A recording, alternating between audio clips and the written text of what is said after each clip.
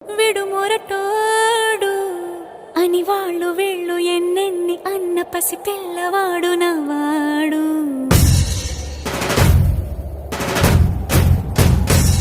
విడుముండోడు అని ఊరు వాడ అనుకున్న గాని మహారాజు నాకు నవాడు.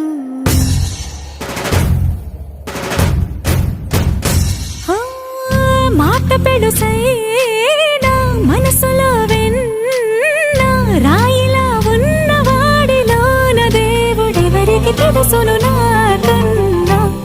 సూసేకి అగ్గిరవ్వ మాదిరే ఉంటా.